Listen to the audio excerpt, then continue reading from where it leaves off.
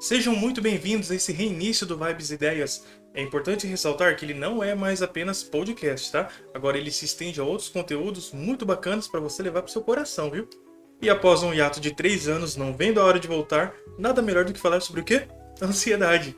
E também nada melhor do que te trazer uma pessoa muito profissional para poder elucidar muitas coisas para nós. Hoje, o bate-papo é com um neuropsicólogo que manja muito sobre essas questões. Ele é voltado para a área da TCC e vai elucidar, vai esclarecer muitas coisas para nós sobre a questão da ansiedade. Então, se segura na sua cadeira, pega a sua pipoca e bora lá! João, primeiramente, seja muito bem-vindo. É um prazer te receber aqui. Eu quero, antes de tudo, te agradecer por você aceitar esse convite para a reinauguração do Vibes Ideias. Eu vou abrir o espaço e gostaria que você se apresentasse para o pessoal, contando um pouco de você, da sua carreira, por que você escolheu essa área, a sua especialidade, o histórico profissional. No final, você vai ter um espaço para o seu jabá, tá? Fica tranquilo. Então, bora lá, faça a sua apresentação, por favor. Bom, Paulo, então, primeiramente, queria agradecer a oportunidade de estar aqui no podcast com você, né? A gente tem uma certa ligação, então falou, pô, vai ser muito legal, uma experiência de podcast, experiência de ser entrevistado, é uma coisa assim que é diferente, né? Com certeza. Então, poder passar essa diferença para o pessoal é muito eu me apresentando, né? Mas, sem mais delongas, então, muito prazer, meu nome é João Paulo Rodrigues Antunes, né? Sou psicólogo clínico já faz algum tempo. Eu comecei minha carreira trabalhando com ABA já na formação. Né? ABA, para quem não conhece, é análise do comportamento aplicada. E normalmente a gente aplica mais com crianças autistas ou com algum outro tipo de problema no desenvolvimento. Né?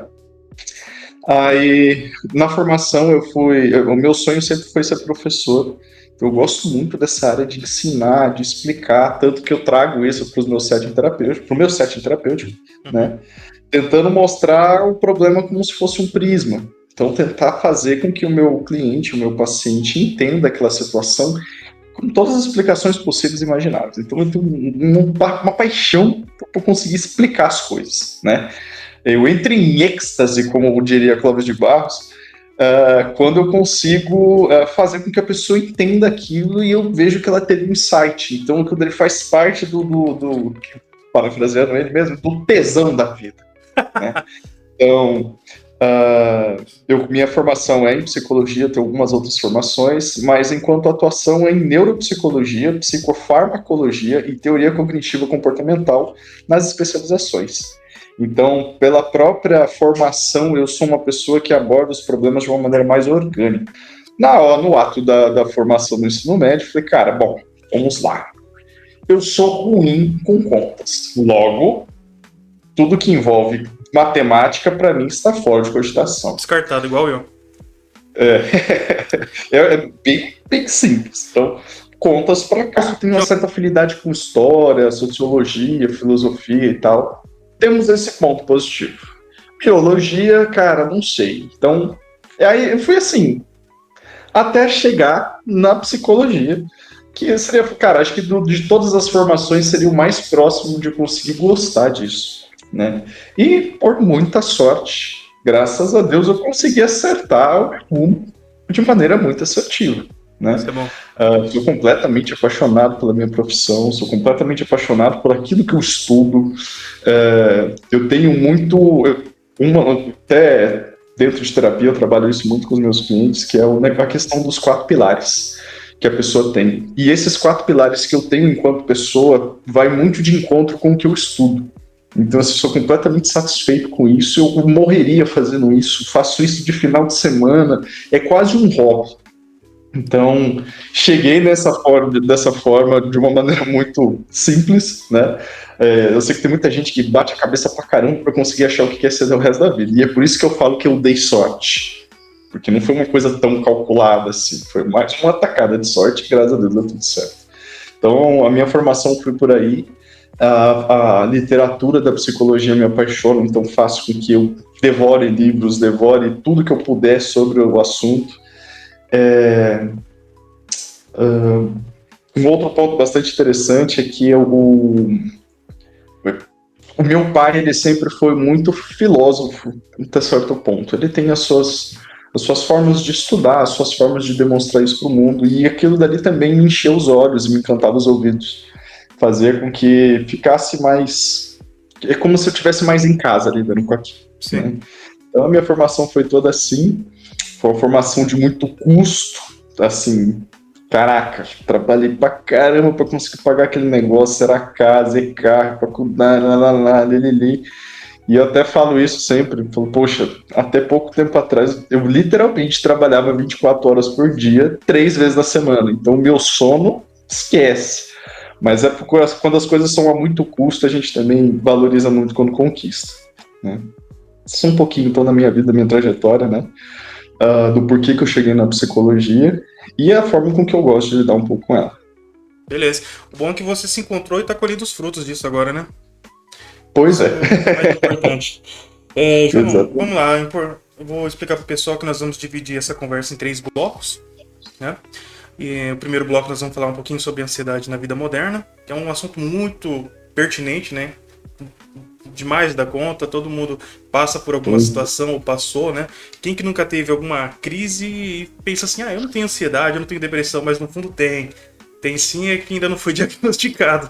Vamos lá pro assunto. Então, ressaltando pro pessoal que essa primeira parte será uma abordagem teórica geral do tema, e depois nós partimos para as especificidades, né, como técnicas e etc. João, seguinte, ansiedade, assim como muitas outras palavras, ela tem uma definição própria dentro dos seus contextos, né?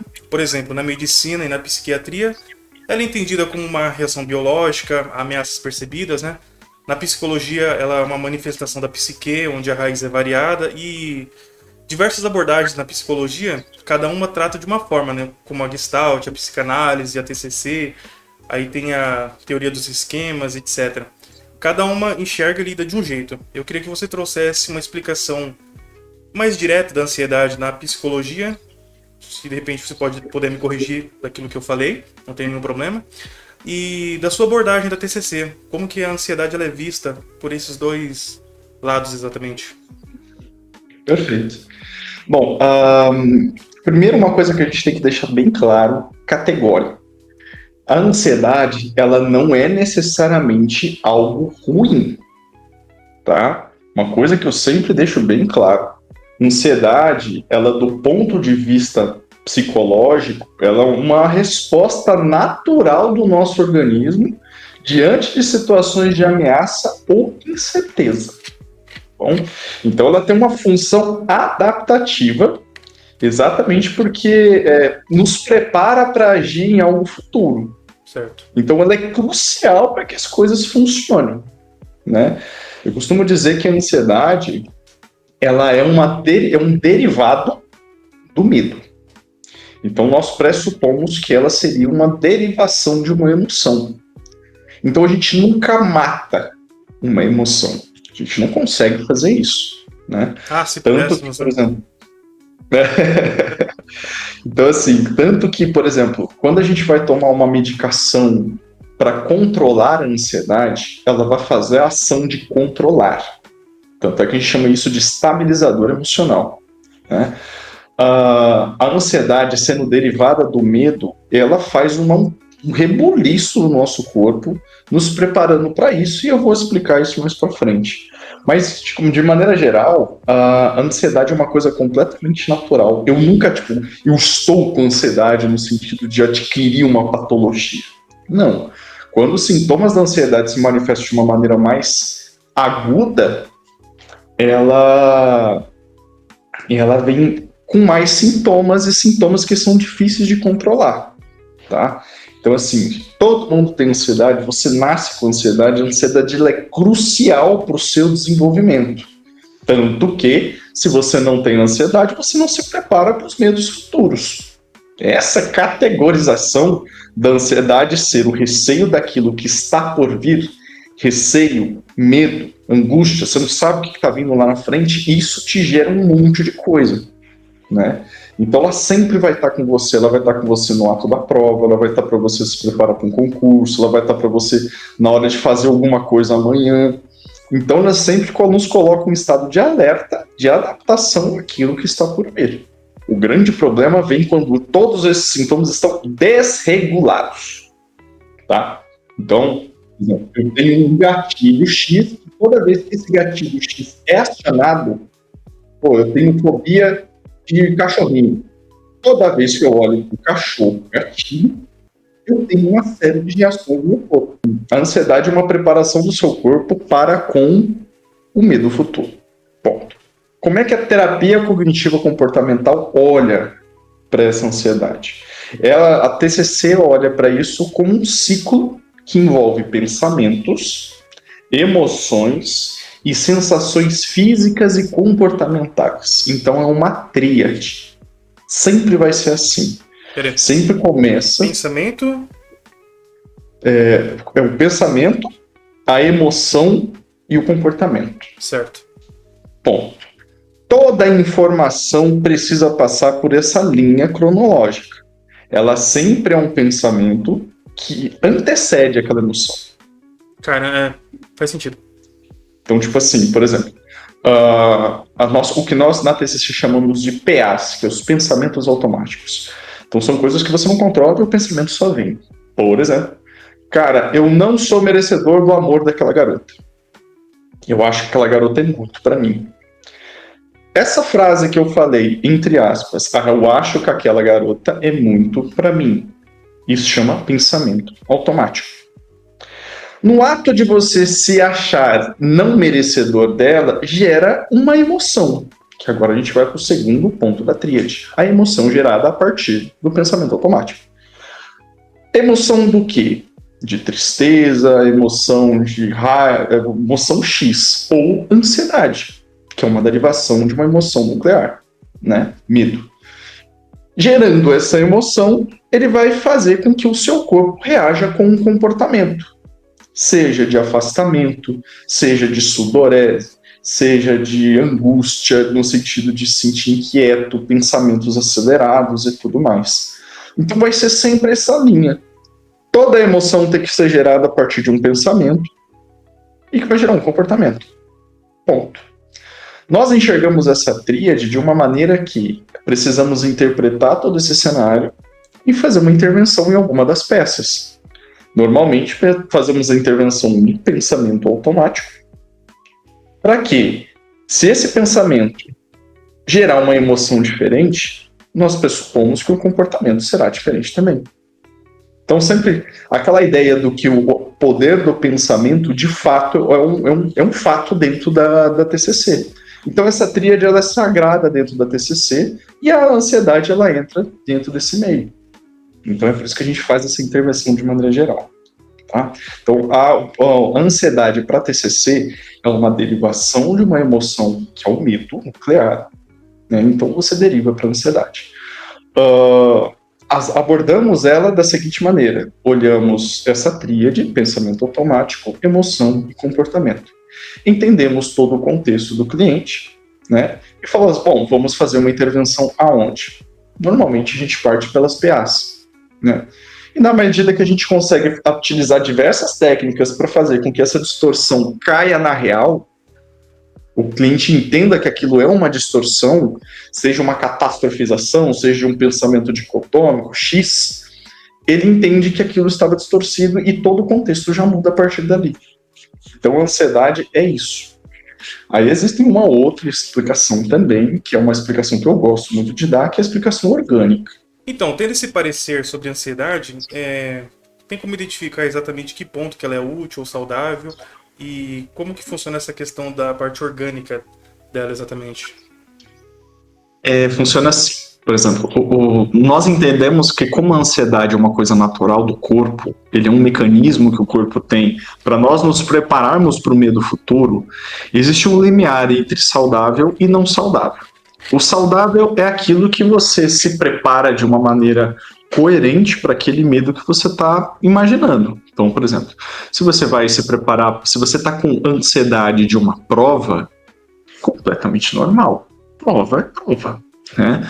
Se você está com ansiedade de, sei lá, se você vai saber se você vai ser pai ou não, ansiedade. Tá tudo bem. Agora, se no ato da prova você começa a ter um monte de reação fisiológica, do tipo sudorese, pensamento acelerado de maneira descontrolada, se você sente que a respiração ela está curtinha e está assim, ó, você sente que aquilo você está entrando em estado de crise, aqui é um BO. Agora, se no ato da prova, um pouco antes da prova, você começa a entender que, por exemplo, puta, se eu não passar nisso aqui, caraca, deu ruim. Se eu não passar nisso aqui, não sei o que, não sei o que, e você começa a alimentar aquela prova que poderia ser muito simples, com vários empecilhos, que são distorções, a gente entende que o seu corpo vai reagir conforme aquele medo. O medo que você deixou gigantesco. E ele vai dar todas as reações possíveis. E agora a gente entra na parte orgânica, né? O nosso cérebro, a única função que ele tem de fato e genuína dentro dessa máquina de carne, tá? Porque eu sempre falo isso. Antes de ser João, antes de ser o Paulo, nós somos animais, tal como cachorro, papagaio e periquito. Só que somos animais racionais, tá? E o nosso gene, inclusive, é muito pouca diferença entre eles, né? A partir desse princípio de que nós somos animais, essa máquina de carne, ela tem os seus funcionamentos e precisa das suas regulações. O cérebro, enquanto órgão, a única função dele é única e exclusivamente nos manter vivos. Você enviou um estímulo gatilho para o seu cérebro, informando que aquele medo do que você está criando é um medo gigante. Aí o seu cérebro interpretou aquele medo, que ele não faz distinção de arma de prova, como algo perigoso que o seu corpo precisa sair correndo dali de qualquer forma. Lembra que a gente é bicho. Então ele entende aquele estímulo como algo que você tem que vazar dali correndo. E ele te dá toda essa resposta do corpo de luta ou fuga para você sair correndo. Agora, é coerente sair correndo por causa de uma resposta na prova? E é aqui que a gente desregula a porra toda, né? Então é nesse movimento corporal que a gente faz a cagada. Então, por exemplo, é um medo, mas é um medo que precisa disso tudo? Não. Mas a distorção cognitiva da tríade que a gente respeita induz que sim.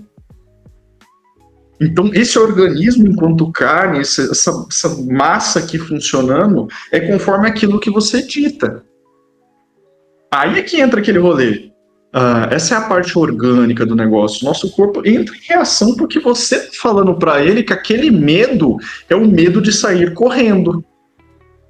Quem falou isso para você foi a distorção cognitiva dos seus pensamentos. Logo, se nós atuamos dentro disso aqui, se a gente mostra para o nosso cérebro que aquele medo não é isso tudo, ele começa a desarmar essa bomba. E é por isso que as nossas intervenções enquanto comportamento, ele é no comportamento. Por exemplo, se você está em uma crise de ansiedade, você precisa estar com a respiração desregulada, está com a respiração curta. Logo, organizamos a respiração. Faz uma respiração 4, 7, 8. Uma técnica de controle da ansiedade. Então, batimento cardíaco, você vai fazer o quê? A técnica simples de meditação. E não é meditar tipo Buda, você precisa ficar com a mente vazia. Não. Meditação é uma organização do seu corpo todo. Aí você para quietinho no canto para se organizar. Pode ser sentado, pode ser em pé, pode ser deitado, contanto que se organize. Isso é uma meditação. É tipo um relaxamento para alinhar tudo que... Perfeito, perfeito. Vamos alinhar os nossos chakras. Dê o nome que você quiser, mas é basicamente organizar o corpo. Então, por que eu dei toda essa volta para te explicar o que é a ansiedade funcional e a ansiedade disfuncional? A ansiedade funcional é quando você não aciona o seu sistema de luta ou fuga. Isso, sistema de luta ou fuga, e você tem receio daquele lá, mas é um receio porque é uma coisa que você precisa se preparar. Agora, ele fica disfuncional quando você você pega o seu problema, infla, catastrofiza ele, né, distorce ele e aciona esse sistema. Aqui é um limiar bem categórico, bem cartesiano. Se você olha o seu problema como um problema de boa, você envia essa informação para o seu cérebro e não vai fazer nada do sintoma de ansiedade. Não vai acionar sistema nenhum. Agora, se você pega aquele medo e infla como se fosse uma arma na sua cabeça, ele vai acionar a porra toda. E aí você entra numa crise. E a gente controla essa crise regulando os sintomas. Né?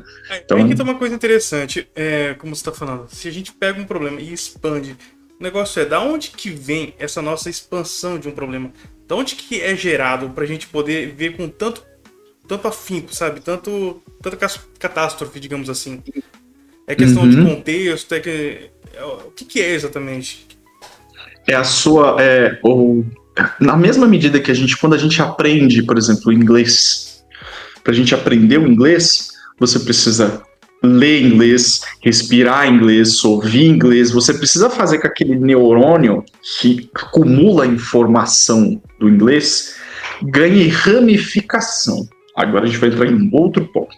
A forma com que nós alojamos as informações no nosso cérebro. Então a gente olha aquilo lá e aloja tudo dentro de um neurônio. Tá? De maneira bem simplista. Alojamos dentro do neurônio. Supondo que o aprendizado em inglês, você precisa ramificar esse neurônio, passar para outras áreas dentro do seu cérebro, para ele ficar maior, para ele ficar mais robusto, né? Você alimenta ele de alguma informação. Segura isso. Tá? Entramos na suposição da prova. Se você tem um repertório, se essa palavra prova, ela está ramificada, ela está alimentada com várias sensações de medo, de receio, de dificuldade, de estigma, de X, é isso que você vai ter em relação à palavra prova. Esse é o seu conceito sobre prova. Então tem a ver com a forma que nós enraizamos aquela informação. Perfeito. A forma com que a gente ramifica esse neurônio alojado com essas informações é o que faz a gente responder. E aí é que vem um negócio, por exemplo. Isso aqui é uma explicação para absolutamente tudo que está aqui dentro, partindo do princípio de que nós recebemos estímulos do ambiente, né? Temperatura, cheiro, parará, a gente o tempo todo a gente está bombardeado dessas informações. E a gente está alojando isso tudo aqui dentro de neurônios. Né? Nós temos muitos bilhões de neurônios. Então tem pra caramba. Na medida que a gente utiliza esse neurônio, a gente utiliza muito, ele ramifica e fica maior, ele fica mais fácil de acessar. Na mesma hora que se você tem, por exemplo, eu não lembro direito quantos passos eu dei até lá fora. Porque é uma informação supérflua e eu não vou reutilizá-la. Então esse neurônio cai por terra. Agora, a prova é uma coisa que eu tenho todo semestre, todo bimestre, tudo. Então, eu tenho uma certa ramificação com ela. Da forma com que a gente alimenta ela, a gente responde. E é por isso que a gente é constantemente adaptativo. Que tem a ver, então, com a associação. Por exemplo, se alguma coisa... Prova, por exemplo, se eu associo alguma coisa ruim, por exemplo, um fracasso, uma prova lá atrás, eu acabei indo com nota baixa, eu associo que prova uma coisa ruim, que eu vou ir mal, então isso fica enraizado na informação ali do neurônio, e é isso que ele vai ramificando, então, basicamente. Exato. Ele é imutável? Não. A gente tem uma coisa chamada plasticidade cerebral, que é o nosso grande trunfo, que é a capacidade de se adaptar. Porém, a adaptação custa e o nosso cérebro odeia ter que gastar energia. Ele foi feito para nos manter em hábitos, costumes. A diversificação desses hábitos custa e ele não gosta de gastar energia à toa. E é por isso que para você adaptar, mudar o conceito de prova, mudar o conceito de relacionamento é tão difícil, porque ele não quer fazer você sair desse negócio. Aí entra exatamente aquela, por exemplo, caraca, eu só me relaciono com pessoas ruins, eu tenho o dedo podre, todo o seu neurônio de relacionamento está alimentado com péssimos exemplos. Por exemplo, você teve você teve uma má criação, seu pai não foi uma pessoa tão bacana, sua mãe também, ou foi ausente, enfim. Você tem isso alojado dentro do neurônio relacionamento. O seu repertório é isso. Ponto. Foda-se o que você está querendo pro seu futuro. Se você quer enfeitar aquele negócio tudo com uma história bonita, que você quer viver aquele não sei o quê, aquele conto de fada, foda-se. O seu repertório é aquilo lá. É aquilo lá que você tem dentro do relacionamento. Se você tem aquilo dentro do relacionamento, o seu cérebro vai buscar aquilo que ele já sabe. Ele já conhece.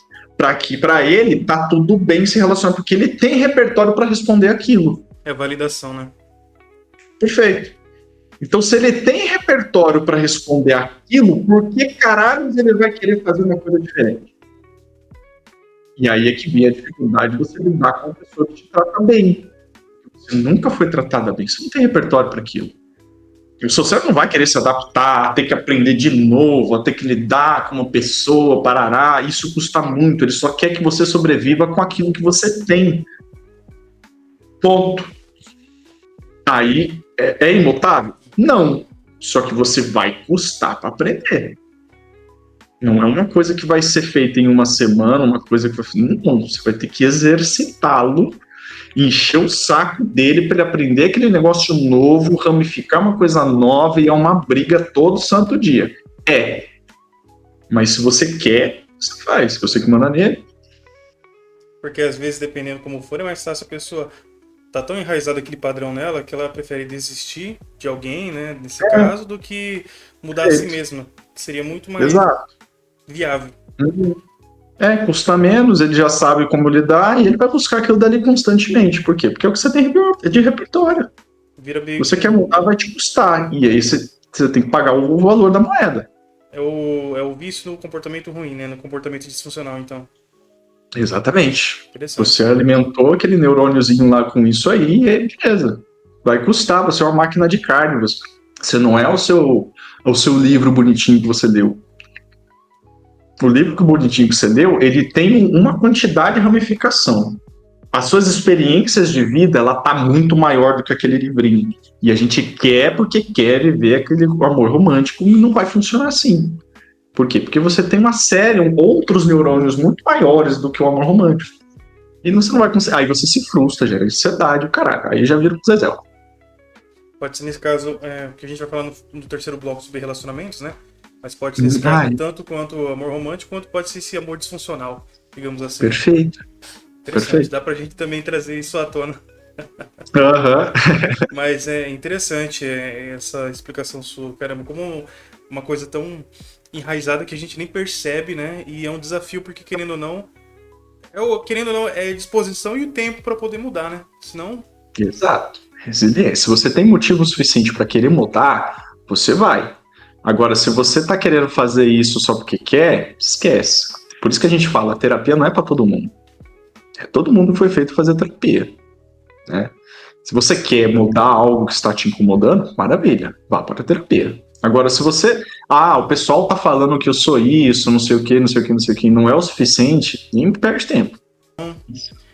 João, e agora é o seguinte. Existe uma linha tênue entre a ansiedade saudável para patológica, como você explicou.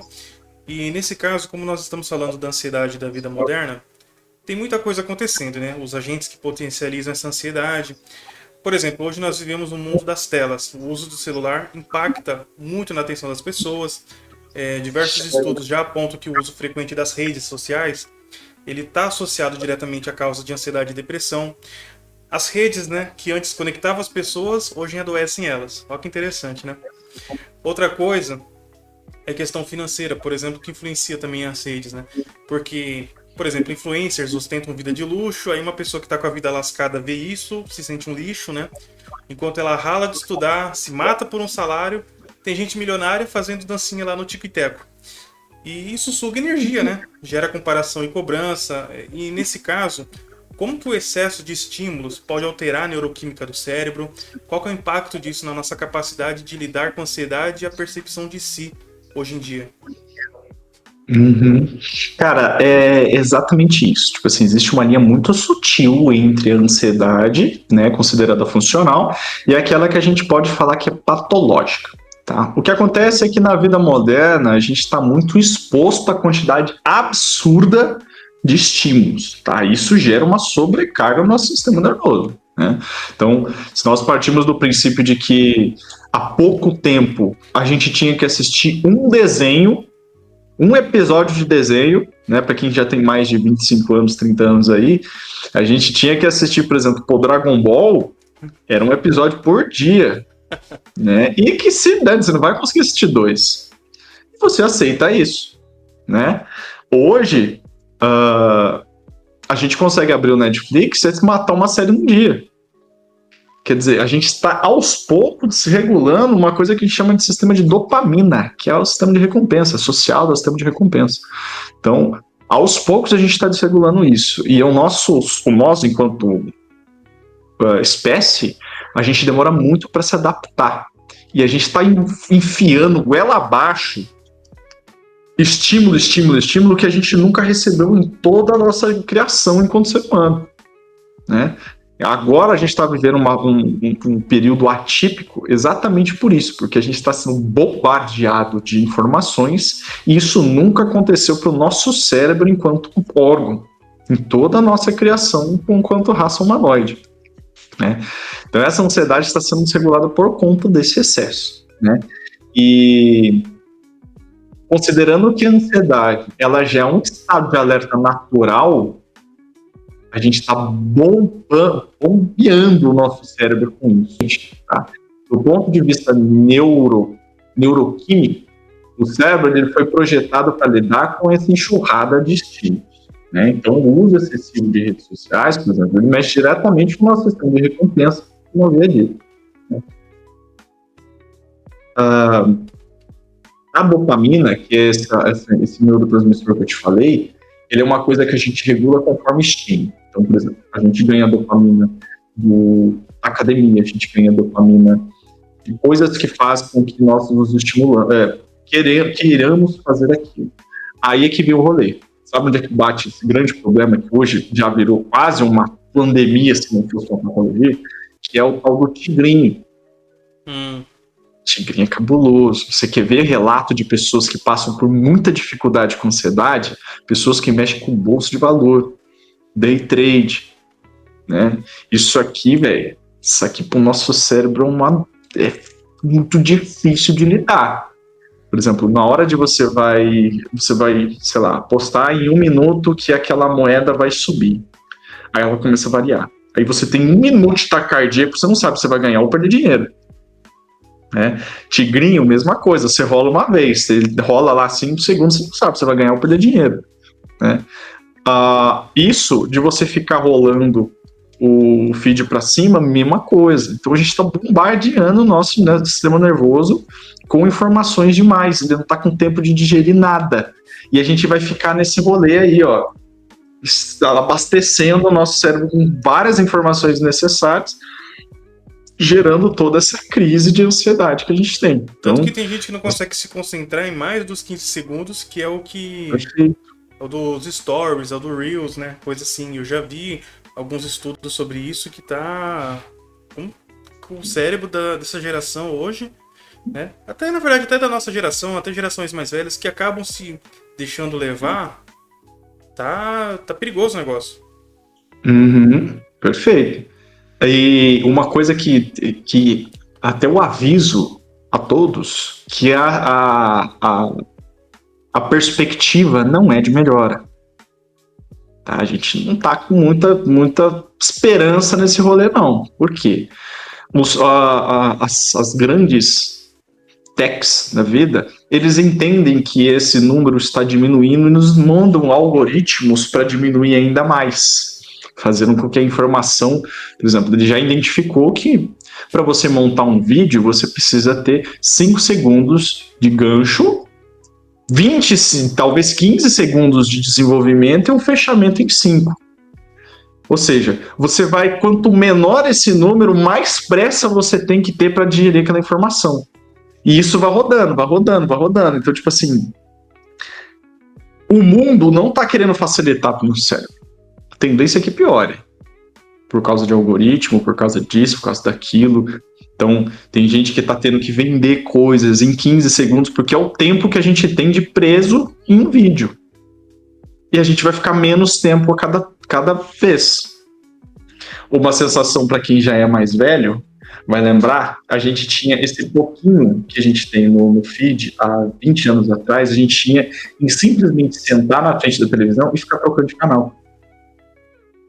Ele é um cômodo, ele era tão gostoso, o homem gosta muito de fazer isso, ficar sentado na frente só trocando canal, entrando na nossa caixinha do vazio. Só que a gente faz isso agora 24 horas por dia. né? E a questão da dopamina, ela entra exatamente nessa comparação social. Então, nas redes, como você bem disse, a gente faz essa comparação alheia como se a vida dos outros fosse mil maravilhas, né? Eu duvido que alguém posta no Stories, posta no feed, posta nas suas redes sociais, você acordando emputecido na segunda-feira de manhã. É a coisa mais comum do mundo. E diga-se de passagem, a pessoa que acorda segunda-feira de manhã suspeite de um desvio de caráter, porque isso é natural do ser humano que trabalha CLT segunda a sexta. Segunda-feira você vai acordar puto. É aquele negócio, né? Só gosta da segunda-feira de manhã para ir pro trabalho quem tem amante no serviço. A pessoa fala. Perfeito, porque do contrário, cara, trabalhar, ela já deriva do latim quase escravidão. Eu esqueci qual que é a derivação do grego, mas enfim, eu sei que é uma analogia próxima. Então, trabalhar não é fácil, cara, trabalhar é embaçado, né? E você não posta o seu cotidiano de fato, você posta aquilo que você quer que os outros vejam, é sempre o sorriso, é sempre o ambiente agradável, é sempre o ângulo correto, é sempre tudo agradável aos nossos olhos e orquestrado para isso. Porém, os outros só se alimentam disso acreditando que a nossa vida é um mar de rosas, né? Aí é que entra o rolê. Você alimenta o seu cérebro com várias informações do seu neurônio, com várias informações de que a vida tá bela. E você traz para a sua realidade que tá difícil, fala, poxa vida, entramos na PA, pensamento automático. Como minha vida tá chata. Gera uma emoção, tristeza, gera um comportamento, ócio. Ponto. Aqui a gente está falando de todos os BOs encaixadinho, bonitinho, conforme a TCC fala. Então você alimenta o seu cérebro com um monte de informação que é desconexa com a realidade, você compara com a sua vida morna e fala, porra, que vidinha chata que eu tenho. Acabei de te dar PA. Porra, que vidinha chata que eu tenho. Vai gerar uma emoção. Vai gerar um comportamento. E aqui a gente tem 27 anos, 30 anos, tantos anos de uma vida nesta base. E é por isso que a ansiedade hoje... Antes, a ansiedade era uma coisa... Em estudos apontavam que era mais comum em pessoas de 30 anos. Hoje você está tendo caso de criança 11 anos tendo ansiedade. Vê se é cabível uma criança com 11 anos terminando de evoluir a sua personalidade, construir o seu cerne. Nem entrou na puberdade. Nem entrou na puberdade. E ela já tá tendo ansiedade. Meu irmão, você tá achando que você tá vindo da onde? É do seu que você entrega para ela com 1 ano de idade. É na hora de ela se desenvolver e você precisa, o pai e a mãe precisam trabalhar e a criança não para de chorar, o pau tá quebrando, você entrega um celular e fica quietinho. Aqui as nossas crianças com 10 anos tendo problema de ansiedade. Então é uma coisa geracional. Você vai ver que as próximas gerações, velho. E uma coisa, eu tenho reparado, João, você pode até me corrigir, a questão do suicídio por causa da ansiedade e da depressão, cada vez mais está reduzindo a idade. Os índices. Sim, e o suicídio é um dado muito complexo, porque você não vai ver isso sendo apresentado em jornal, em nada, porque existe uma convenção de que você não vai fazer isso lá, porque você pode estimular a pessoa que está na dúvida a fazer. Então você não vê isso em jornal. É muito difícil ver um caso de suicídio sendo publicado. Eu já vi casos de suicídio mas o número é galopante. Oi? Criança de 12 anos se suicidando, já vi casos disso daí. Pois é. Você como profissional já deve ter visto até menos, se duvidar. Cara, existem vários, assim, e como é muito difícil a gente ter acesso a essas informações, porque a própria mídia não pode publicar, é só se você realmente uma pessoa que aborda especificamente sobre isso. Eu sou mais focado em adultos, e alguns casos de adolescência, né? Então eu particularmente não tenho tanto esse contato, mas existem sim dados com certeza de que as coisas estão diminuindo, né? Então a maturidade mesmo, está sendo exigida a maturidade das crianças de um tempo que não é cabível. Você está deixando de ser criança para ser adulto antes do que o desenvolvimento do seu cérebro pede. Então, uma coisa muito interessante que fala que é o seguinte: o seu cérebro, ele matura, ele tem um processo de desenvolvimento e que ele fica maduro, quanto órgão. E isso acontece de trás para frente. Na adolescência, essa parte da frente aqui, ela é muito infantil ainda, não passou por esse processo de maturação. Então, o adolescente, ele é muito inteligente, ele faz coisas, ele é sensato, só que ele é imaturo em impulsividade. Ele é imaturo ainda, porque essa região de processamento ainda não passou por isso. Certo. Ela só vai concluir essa maturação completa por volta de uns 28 anos. Então, assim, até os 28 anos você ainda é um jovem mancebo, um pequeno padawan, né? Então, até lá você ainda faz muita cagada, né? Enfim, aí a gente está exigindo das crianças tomadas de decisões, comportamentos, por quê? Porque elas olham no celular, o comportamento de uma coleguinha X, de uma mulher Y, e tal, se alimenta daquilo, ela quer se comportar igual, ela é um espelho. Está alojando dentro dos neurônios dela aquele tipo de comportamento para reproduzir. Mas enfim, de maneira geral, essa influência. Então esse é o cuidado que a gente precisa ter em relação a redes sociais, em relação à regulação de dopamina. A vida seria muito mais fácil se todo mundo se entendesse enquanto um bicho. Ela tá muito fácil, velho. Se a gente entender que a gente é um animal, porra, tá fácil. Tranquilamente resolve muita coisa. Só que a gente acha que a gente é Deus, né? Então aí complica a vida. Por quê? Porque, nossa, eu não sei o que, esse movimento. Não, cara, eu acabei de te mostrar que o seu cérebro tá entendendo errado. Você tá mandando informação errada para ele. E ponto, a culpa é sua, não é do mundo, não. Então, assim, assumir essa responsabilidade é o primeiro passo, né? Perfeito. Assumir a sua responsabilidade. Hoje as situações não estão para facilitar. Você precisa ter, sim, muita cautela. E respeitar o que o seu corpo tá te falando. Dopamina é o seu corpo, não é sua opinião. Guarda isso pra você. Será bem guardado agora. Eu digo pra você, pros nossos ouvintes. Nossos ouvintes. Guarda isso, pessoal, por favor. Perfeito. Seu corpo não é sua opinião. Seu corpo é 1 mais 1 é 2 e ponto. Bom, João, é interessante porque agora, puxando isso como gancho agora pro nosso segundo bloco, vamos falar um pouquinho sobre o controle da ansiedade. Então, assim, diante de todo esse problema que nós estamos conversando, é importante ressaltar que ele tem solução, né? Você já até apontou um pouquinho aqui, mas uma pergunta antes da gente partir para as técnicas, né? Dá para treinar, então, a ansiedade, né? No caso, como se fosse um músculo, basicamente? Perfeito. A ansiedade a gente consegue sim. Eu havia explicado que a nossa ansiedade ela é um sistema que nós acionamos dentro do nosso corpo. Então, quando a ansiedade ela está desregulada, ou seja, nós estamos lidando com uma ansiedade saudável, estamos lidando com uma ansiedade problema, né? Quando ela está desregulada, ela aciona um sistema de luta ou fuga que faz com que o nosso corpo reaja àquele estímulo.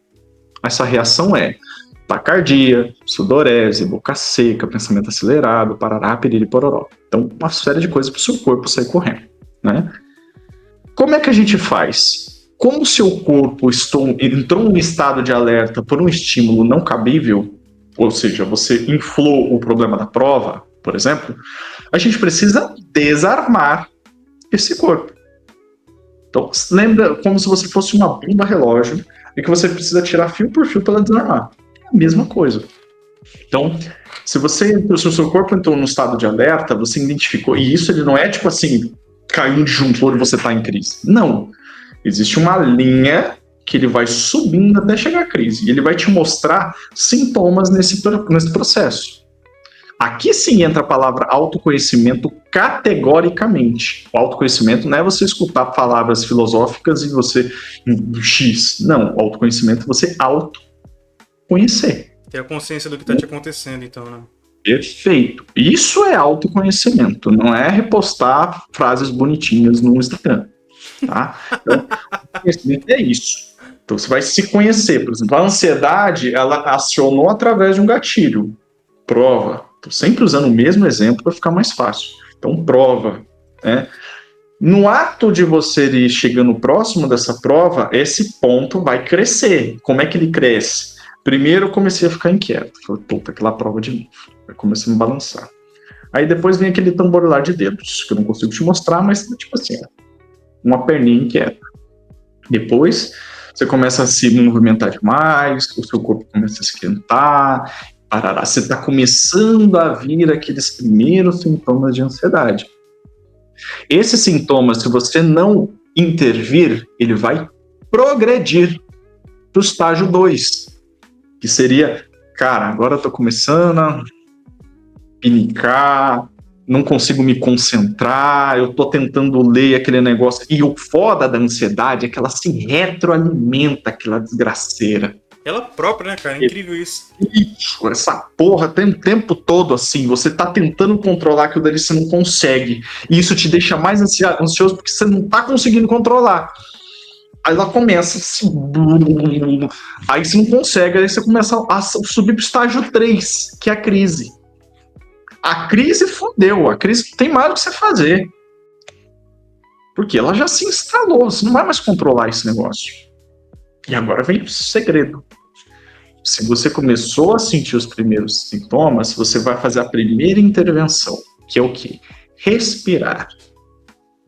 Porque se a gente respira, a gente não só movimenta a calma, como a gente regula o batimento cardíaco. Regulando o batimento cardíaco, a gente regula... esqueci o nome do negócio.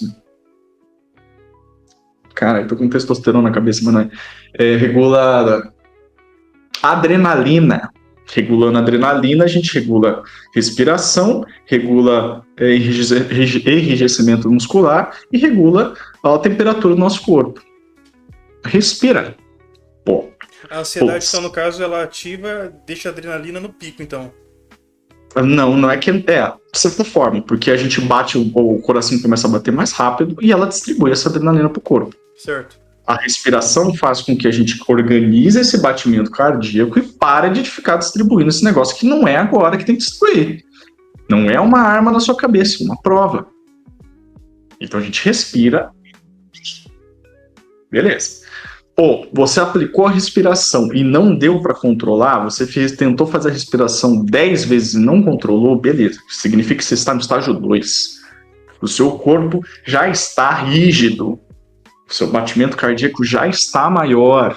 A sua respiração e os seus pensamentos estão incontrolados. Ponto. A gente vai fazer o quê? Vai intervir na coisa que mais ocupa espaço no nosso corpo, que é músculo. Então a gente vai fazer um relaxamento progressivo. Passo 2. O passo 1 não deu certo, vamos para o 2. Relaxamento progressivo, o que é? Você vai sentar. Se você estiver no trabalho, você senta. Fecha um pouquinho. Você pode até dar um migué de ir no banheiro. Dá um migué e vai no banheiro. Que, inclusive, eu acho que é a forma mais sublime da gente conseguir ganhar dinheiro. Que é você falar que vai fazer o número 2 e você está sendo pago para defecar. Fica a dica. A cagada remunerada. Exato. Aí você vai lá e você vai pedir licença aos seus coleguinhas de trabalho e falar: com licença, senhores, vossas senhorias, irei me retirar para um momento sublime para com meus movimentos peristálticos. E você vai. No ato, sentado no seu trono, você vai fazer o seguinte: você vai sentar e relaxar completamente o corpo. Você vai pegar sua mão e o seu punho da mão direita e vai forçá-lo com toda a força que você tem durante 15 segundos. Concluídos, você vai para o seu antebraço. Você vai forçar o seu antebraço 15 segundos. Bíceps. E você vai passar por toda essa região. Por quê? No ato de nós contrairmos a musculatura, quando a gente relaxa, ela solta. Aquela circulação que estava tendo ali, ela solta. Tá? O grande movimento disso é porque a gente vai passar por todo o corpo e a gente estará concentrado nessa movimentação. Concentrado nessa movimentação significa que você saiu daquela linha de raciocínio ansiolítica. Espreguiçar não ajuda? É? O espreguiçar não ajuda? Tem que ser contração? Perfeito. Quando você espreguiça aqui, você vai liberar, você vai tensionar essa região que é uma das responsáveis pela nossa angústia. Fica o treininho que eu sempre passo. Você quer saber quando você está angustiado? Prancha a língua no céu da boca. Prancha ela todinha. Aí você vai erguer o seu queixo. Quando você erguer o seu queixo, você vai sentir um negócio bem aqui, ó, muito parecido com angústia. Muito parecido. Que é basicamente essa região completamente tensionada. Nossa, dá até uma pequena tontura assim quando a gente termina de fazer. Perfeito. Que é muito parecido. Dentro da, da psicologia baseada em evidência, a gente precisa fazer com que o nosso cliente revivencie situações estimuladas pelo seu psicólogo. Por exemplo, se você tem um ataque cardíaco e você não sabe lidar com ataque cardíaco, manda ele correr na quadra e ficar com a taquicardia acionada. Quanto mais taquicardia você tem, mais você sabe controlar. Então você vai estimular ele a ter reações próximas ou análogas ao que você tem enquanto ansiedade. Enfim, só uma explicação tangencial. Então você vai fazer relaxamento muscular, nível 2. Não deu certo, você vai para o nível 3, porque aqui já fudeu, aqui já deu ruim. Tá? Você vai fazer uma técnica chamada contrato. O que é o contrato? Você vai sentar o popô na cadeira. De novo, você vai falar: porra, João, não deu certo, não deu para controlar. Então você vai fazer o seguinte: 15 minutos de pancadaria solta dentro da sua cabeça. É um contrato alegando que, ao concluir 15 minutos de pancadaria solta na sua cabeça, você não irá mais pensar sobre esses pensamentos. E é 15 minutos de pancadaria solta. Se você quiser imaginar socando a cabeça do seu chefe, divirta-se, é dedo no cu e gritaria. Então você larga lá e solta. Não tenta segurar nada, independente se é legal, se não é, foda-se, solta. Soltou, se permitiu pensar tudo, independente se Deus vai te colocar lá em cima ou lá embaixo, pensa. Soltou, 15 minutos de pancadaria, ponto final. Daqui para frente você já não irá fazer mais nada. Senta o popô no trabalho e volte a trabalhar. Esse é o último passo 3, contrato. Então são 3 técnicas interessantíssimas para nós colocarmos em prova. Lembrando que elas têm etapas. Etapa 1, primeiros sintomas, respiração. Etapa 2, passou dos primeiros sintomas, taquicardia está vindo, relaxamento muscular progressivo. Etapa 3, nada disso deu certo, você já gastou 15 minutos, 20 minutos tentando fazer isso funcionar e não deu certo, você vai para o contrato. Aqui acabou, não tem mais conversa. Então, é engraçado. Eu tenho uma certa... Como é que eu posso falar? Um testemunho, né, digamos assim, sobre a etapa 1 e a etapa 3, que já me aconteceu, que nem recentemente me aconteceu algo assim também. Eu senti que o negócio tava, né, ansiedade ali, na primeira etapa ainda. Assim, tava controlado, mas por alguma situação eu senti que ela tava querendo ultrapassar o limite, né, já tava começando a me dar aquela sensação no meu corpo. O que eu fiz? Fui realmente pro banheiro, né, baixei toda a tampa, sentei, coloquei um fone de ouvido, meti uma música de relaxante, né? Não sei se é exatamente isso, mas dizem que a frequência é 432 MHz, né? Ela é uma frequência que acalma, não sei se isso procede, né? Mas enfim, eu coloquei uma musiquinha ali pra ansiedade e eu fiz isso. Eu fechei os olhos e fui respirando, fazendo na verdade 4-4-4, né? E, cara, quando a ansiedade tá batendo, você pensa assim: o que eu tô fazendo? O que eu tô perdendo meu tempo? Não vai adiantar em nada. Mas você começa a fazer, você tenta assim, esvaziar a cabeça. Na verdade, assim, pra nós é mais fácil a caixinha do nada, né? Então, assim, entrei na caixinha do nada, fui, né, entrando na caixinha do nada enquanto a ansiedade tava lá pulsando e respirando. Entre os 10 ou 15 minutos eu já tava assim, em outro estado. Parecia exatamente o mesmo estado de sono, sem sono, mas assim, naquela paz, naquele relaxamento, sabe? Meditação, você fez uma meditação sem querer ali. Então basicamente foi 25 minutos ali que eu fiz. Quando eu terminei, cara, eu tava numa paz. Tipo assim, eu sentia que aquela coisinha tava querendo ainda, mas assim, a minha paz estava tão grande que dava dando porrada na cara dela. Tipo, não, sabe, você nem vai chegar perto. E já me aconteceu também essa questão da etapa 3, deu na minha cabeça ter os 10, 15 minutos só de pancadaria, com tudo que eu precisava, né? E é bom também a gente se sentir, deixar o corpo sentir aquilo lá, né?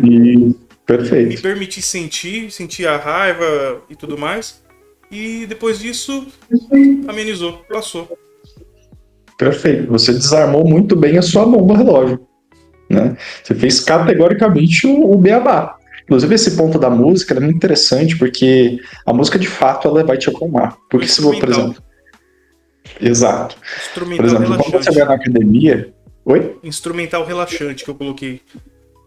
Massa. Ó, quando você vai na academia, você coloca músicas com a cadência ou com a batida muito rápida. Isso faz com que o nosso coração comece a bater mais rápido e distribuir adrenalina. A gente faz isso na academia. Sim. Então, antigamente, lá nas cruzadas, na época dos otomanos, nas guerras, os comandantes colocavam especificamente os que nós chamamos de bardos em determinados pontos do seu esquadrão. Por quê? Porque o bardo ele pegava um tamborzão, você vai ver isso em 300, você vai ver isso em vários outros filmes, e ficava naquele dum dum dum dum dum dum dum dum dum dum dum dum para incitar o lado berserker do seu guerreiro e ir pra porrada arrancar a cabeça do caboclo. Você quer ver outra coisa muito arrepiante? É aquelas demonstrações de Hawaka, sei lá, Hawaka, que é o do pessoal do rugby, que eles fazem Haka, se não me engano. Haka, isso.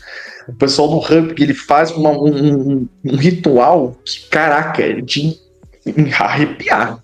Que na Mas a verdade vem de energia... tribos da Oceania, se não me engano. Perfeito. Tem muito na Nova Zelândia, se eu não me engano, o pessoal de lá, O eles pessoal da Nova usam Zelândia bastante. que fica na Oceania. Aham. Né, perfeito. Então, aquilo dali é arrepiante, por quê? Porque o ritmo daquilo dali é extremo, e o seu coração entra naquilo. Pegando essa mesma linha, se você acelera o batimento cardíaco e fica atento. Se você diminui, você também fica mais calmo. E assim, como é que os pequenos hábitos, né, como sono, treino, alimentação, que a gente já meio que está comentando, eles se conectam, desculpa, com a redução da ansiedade? Como fazer da forma certa, como que iniciar, em quanto tempo mais ou menos é possível ver os resultados de curto, médio e longo prazo? Cara, é porque assim, por exemplo, a ansiedade que você tem advinda do relacionamento é a mesma coisa que vindo do trabalho, só que o gatilho é diferente. A resposta no seu corpo é exatamente igual. Então, se você está com ansiedade no relacionamento, você vai tratar da mesma forma que a ansiedade no trabalho, porque o seu corpo é um só. Lembra, seu cérebro não sabe fazer a diferença de medo da arma apontada para sua cabeça ou medo de fazer a prova ou de terminar um relacionamento. Uhum. Para ele, medo é medo. Você é bicho. Você não é o Deus que você está imaginando. A resposta e a forma de você controlar é exatamente igual para tudo. Né? Então, essa questão de ter um processo de educação é muito difícil, porque a todo tempo a gente está entrando em contato com estímulos diferentes. Então, você vai saber o como você está evoluído em etapas na medida que você se autoconhece, sabe que aquela ansiedade está querendo se alojar e você vai fazer uma intervenção naquilo. Tanto que a TCC, ou majoritariamente os meus pacientes, não ficam muito tempo comigo porque aprendem a lidar. E a chegar a determinada forma, você não tem mais o que fazer, porque é aquilo dali que você vai tratar para tudo. Né? Então você vai usar a mesma técnica para trabalho, mesma técnica. Só que há momentos que você não sabe o que fazer, aí você recorre novamente ao psicólogo. Então, psicólogo não é uma coisa que, puta, eu preciso fazer 2, 3 anos de psicologia para estar terapeutizado. Você vai fazer isso na psicanálise. Por quê? Porque a psicanálise vai fazer uma interpretação de uma vida inteira e é uma coisa completamente diferente. Aqui você fica anos brincando. Na TCC, em coisas mais objetivas para solução de problemas, você vai solucionar o problema, aprender a solucioná-lo e um beijo, um abraço. Por isso que em tempo a TCC ela é muito mais, ela é muito mais ágil em resultados. Né? Não significa que ela é perfeita, pelo contrário. Tanto é que existem X variações disso. Né? Mas é uma boa técnica. E resolve muita coisa, né? Não tem como falar que não. Em vários âmbitos, seja nas relações, seja nos trabalhos, essas outras coisas, não tem igual. Quando que eu sei que eu estou precisando de terapia ou não? Boa pergunta. Excelente, João. Quando você sabe? Quando você vê o problema e você sabe lidar com ele. Se você está enxergando um problema ali, você tem repertório para lidar, legal.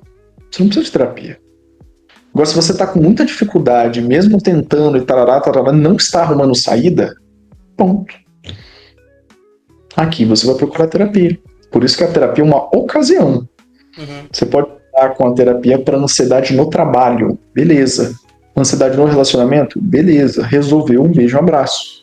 E é interessante porque é o seguinte, eu percebo que é, você se entendendo por que está acontecendo isso com você, obviamente colocando em prática alguns exercícios, o próprio exercício da TCC, ele ajuda a gente a voltar ali a concentrar ali no agora e até fique em paz, relaxa. Quando você está relaxado nesse estado, você consegue lidar melhor com as coisas, você consegue entender o que está rolando por dentro de você, no seu trabalho, nas suas relações, o que você pode fazer para melhorar, né? Porque assim, coloca a ansiedade de escanteio e você começa até racionalmente a entender as coisas para melhorar, né, basicamente.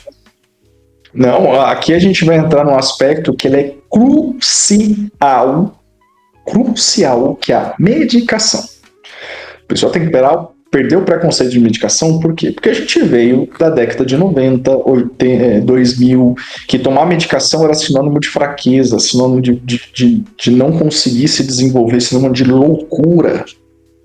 Meu irmão, como que você vai resolver os seus problemas se você está em crise? O estabilizador de humor é para estabilizar. Ponto. Significa que eu, enquanto psicólogo, eu não consigo conversar com você em crise. Se você tem 3, 4 crises na semana, como é que eu vou fazer uma intervenção se você não consegue se controlar? A medicação entra para controlar as crises, segurar o reggae, não te manter. Se você tá assim, constante, ele vai te deixar pianinho. Faz a terapia para tirar a sensibilidade dos gatilhos, lidar com as situações e você tira a medicação. Por quê? Porque agora você sabe lidar com as coisas. A medicação é pontual. Se você utiliza a depressão, por exemplo, medicação para depressão, há 3, 4 anos, você está sendo burro. Não é isso. Medicação não cura a depressão, medicação não cura a ansiedade. O que cura a ansiedade é você lidar com os gatilhos. O que você não sabe é lidar com eles. Quem vai te mostrar isso é o psicólogo. E exatamente aí é que entra essas duas forças. O psiquiatra te mostra a medicação correta, conforme o seu organismo, né, a reação do seu organismo para te deixar pianinho. Essa é a função dele. A função do psicólogo é, te pega pianinho e vai falar, bom, olha, tá vendo esse estímulo aqui? Isso aqui é um gatilho. Vamos dessensibilizar ele? Pau. Dessensibilizou, sabe lidar. Agora você desmama da medicação. Por quê? Porque aquele gatilho já não existe mais. E o psicólogo faz esse trampo. Então, para ansiedade, TAG, TAS, exceto quando não é personalidade, que é outro rolê, a ansiedade é assim, a medicação ajuda e ela é super bem-vinda. Para quem tem crise, se você não tem crise, se você não trava, não precisa de medicação. Os gatilhos acontecem sim, mas não estão tão catastróficos quanto a gente imagina. Então, depois que a gente resolve, por exemplo, dentro da TCC a gente trabalha com uma categorização dos problemas. A queixa central é aquilo que mais te incomoda. Iremos lidar com aquilo. Por quê? Porque é o estímulo maior. A queixa secundária são outras coisas que norteiam a queixa central, que a gente vai lidar depois. Ponto. Lidamos com a queixa central significa que 50% dos problemas, tecnicamente, estão resolvidos.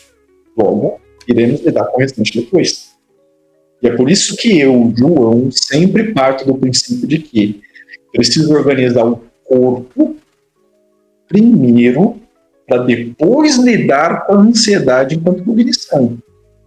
É muito fácil você estar ansioso, estar estressado, só porque você não dormiu bem. E hoje está todo mundo dormindo errado, todo mundo dormindo ruim. Tá com o sistema circadiano está todo torto. Aí você dorme cagado, acorda estressado, acorda ansioso e acha que o mundo está errado. Não, você só não dormiu bem. É tão mais simples.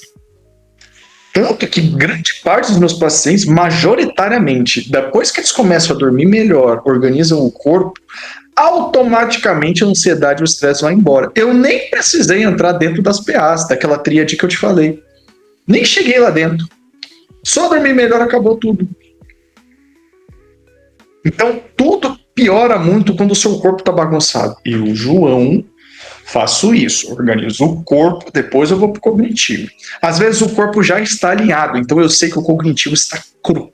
O problema está todo ali. Se ele dorme bem, tem atividade física, bebe água, sexo e alimentação, tá tudo certo, é só cognitivo mesmo, que tá ok. Agora, se tem o cognitivo e tá tudo cagado ali, é certo que é só o comportamento. É muito mais simples. Às vezes você não tem o seu TDAH. Pô, se você dorme mal, como é que você vai se concentrar? Se você não tem uma atividade física, como é que você vai se manter quieto? Não é TDAH não, irmão, é sono. Se respeita o seu corpo primeiro. Escuta o que ele tem para te dizer. Responde ele e o restante vai ir. Agora, se ainda assim você está alinhado com o seu corpo, tá tudo bonitinho, e você ainda tá com sintomas de desatenção, você tá com sintomas de atenção difusa, com falta de atenção concentrada, aqui sim a gente pode suspeitar de alguma coisa. Diagnóstico de TDAH, diagnóstico é facinho pra você fazer cagada. O pessoal tá com uma mania de fazer diagnóstico errado por causa disso. Todo mundo tem a porra do TDAH agora, cara. Na moda que tem TDAH. Todo mundo tem autismo. Por quê? Tem um estudo que aponta um dos principais pesquisadores do autismo, que eu esqueci o nome dele agora, porque não vi esse dado. Ele aponta que todos nós temos uma média de 25% de comportamento autista. O autista ele só vai se diferenciar por uma categorização do DSM-5 cartesiana. E, por exemplo, você não é autista se você sabe identificar as emoções das pessoas. Um dos principais déficits, independente do grau, se é 1, 2 ou 3 do autismo, é a dificuldade de encontrar digerir informações emocionais. Você não sabe se a pessoa está feliz, se ela está triste, se ela é irônica, se não é. Você tem dificuldade nisso. Dificuldade na linguagem. E nem sempre você ser autista é uma coisa legal, não, velho. Muito pelo contrário. Caso aqui acolá, você se desenvolve um superpoder ali de uma memória fodida, de uma motricidade gigantesca. É um caso aqui, outro acolá. Ser autista não é muito legal, não, velho. Não queira ter esse diagnóstico, não facilita a sua vida. Não te faz diferente. Ou você quer ter esse diagnóstico para ser diferenciado? Uhum. Ah, não, eu sou autista, não, eu tenho TDAH, eu sou diferente. Nossa, você tá tão carente assim de ter que ser diferente em alguma coisa, inclusive aceitar problema. Aí o problema é seu. Você quer um diagnóstico para ser diferente, não para ser diagnosticado de fato para resolver o problema. TDAH, isso é um problema, é um BO, não é legal. Você realmente quer ter isso, quer ser BO, ou quer justificar suas dores com alguma coisa, para não assumir a responsabilidade de ser desatento. É muito mais fácil empurrar pro TDAH o problema da desatenção do que você assumir o BO. Então empurra pro TDAH. Ah, eu sou desatento, eu não respondi sua mensagem. Ah, é porque eu tenho TDAH. Não é porque eu não sou desatento porque eu não quero você, porque eu tenho TDAH. Não é porque eu não sei dizer não é porque eu não sei me posicionar dentro do relacionamento, porque eu sou um bunda mole. Não, porque eu tenho TDAH. Não é fácil? Lembra que eu te falei do cômodo? Do cérebro gastar energia? Não é fácil justificar ali do que tem que entrar em atrito. BO é seu ou é do TDAH? Então, assim, acabei tangenciando um pouco de novo, mas é porque uma coisa vai puxando a outra. Mas, velho, é inevitável, bicho. A gente tem tudo que a gente... Muitas das coisas que a gente faz era só dormir bem, velho. Dorme, dá uma atenção pro seu corpo. Seu corpo é um templo. Essa máquina aqui, ela é perfeita. Se você souber respeitar ela, velho. Eu dormir bem, comer bem, só isso daí já resolveria boa parte do treinar, até a ansiedade que... Porque assim, né, a ansiedade no caso, ela pode ter uma... Como é que eu posso dizer? Ansiedade no serviço, mas aí de repente ela desponta para outros aspectos, nas relações, nas amizades, tudo mais. Se tivesse tudo bonitinho, reguladinho, a gente conseguiria lidar melhor com isso. Porra, com um olhar interno, digamos assim. Exato. É só respeitar o seu corpo, velho. A gente só vai partir pro problema cognitivo depois que a gente excluir todas as hipóteses de você estar ruim com o corpo. Aí sim é uma cognição, aí sim um pensamento automático que está errado, é uma crença central que não está legal. Aqui a gente faz uma intervenção e na medida que faz, se você quiser, colhe os frutos rapidex.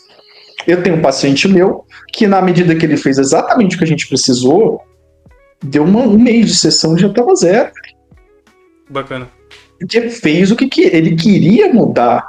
Ele era humilde intelectualmente aceitar a opinião de uma pessoa que sabia e colocar em prática, porque aquele estado dele estava ruim.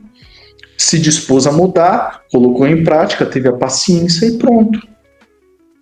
Agora, se você vem porque, terceiro falou, e você segura as rédeas das suas inseguranças a todo custo, ainda quer, pedi para você ter uma higiene do sono durante a semana, faz 3 vezes. Você faz uma, ou o cotidiano não te deixa fazer as 3, aí, velho, tem santo que eu faço. João, pra gente ir pro nosso encerramento, né, que foi um bate-papo bem bacana, que conselho você daria, um conselho prático com um psicólogo, né, para quem sofre de ansiedade hoje? Nós abordamos ansiedade agora na questão de serviço, do comparativo com a vida, nos relacionamentos, né? É claro que você trouxe a abordagem da TCC, diferente de outras abordagens, mas dentro disso, o que você falaria pro pessoal? Cara, eu tenho 2 dicas. Primeira, respeita o seu corpo. Tá? Lembra, você é um bicho, você não é a santidade que você está imaginando que é. Tá? E segundo ponto, aceite a sua humildade intelectual. Aceita que você tem limitações, aceita que você precisa de ajuda para resolver problemas. Se você conseguir atingir essas 2 peças, o progresso é consequência. Respeite o seu corpo, entenda o que ele precisa e dê a ele. Ponto. Seja humilde intelectualmente, entenda que você tem limitações e que alguém que sabe mais do que você pode te ajudar. O restante é progresso, o restante é construção. A questão do reconhecimento, né, de que precisa de ajuda. Tem gente que é muito orgulhosa para isso, mas conforme a pessoa se dispõe, né, também ela consegue melhorar. Tudo o lance é melhorar primeiramente por si, né, João? E consequentemente Perfeito. isso vai respingar, vai resplandecer, digamos assim, nas outras áreas da nossa vida. Eu te agradeço demais por você ter aceitado esse convite, por você topar comigo aqui esse reinício. Foi um bate-papo muito, muito bacana, eu tenho certeza que o pessoal vai gostar. Eu gostaria que você faça aí seu momento, teu jabazinho, né? Como que você aprende. Depois disponibiliza sua página, tudo certinho. Não, perfeito. Bom, pessoal, então, psicólogo clínico aí, o dia que vocês tiverem interesse em saber um pouco mais, eu gosto muito de palestra, gosto muito de podcast, eu falo pelos cotovelos, então assim, se vocês quiserem me sigam então lá nas redes sociais, si.joaoantunes, tá? Produzo alguns conteúdos lá, eu dou aula numa faculdade também, então sempre estou alimentando. Agora está um pouco mais corrido, pode ser que está um pouquinho mais morto, mas pode me puxar a orelha que eu sempre estou produzindo lá. Eu tomo enrabada dos meus pacientes direto, porque João, você fala tão bem, você fala as coisas legais, mas você não posta. Falei, fudeu. Aí eu tomo, mas eu tenho que postar de novo. Então, vamos lá, puxa minha orelha, pode me seguir no Instagram. Se precisar de alguma ajuda, algum auxílio, cara, eu sou completamente viciado nisso aqui. Então, às vezes eu ajudo, nem cobro, muitas vezes, enfim.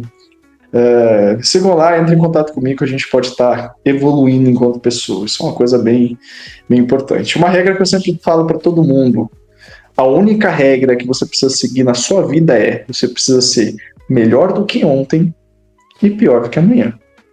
Se você está seguindo essa regra, você está indo para frente. O resto é paciência. Beleza? E uma dica que eu dou pro pessoal faça terapia. Eu mesmo faço pela TCC e vou te falar, os resultados vêm. Né? É claro que vem com o tempo, mas as coisas estão fluindo e o objetivo é melhorar cada vez mais. Então, assim, para quem assistiu até aqui, muito obrigado. Se gostou, curta, ativa a notificação, segue nas redes, compartilha com seus amigos, ajuda aí o canal a voltar a crescer. João, brigadão por tudo, eu te agradeço, um abraço para todo mundo e até a próxima. Até a próxima, galera. Um abraço.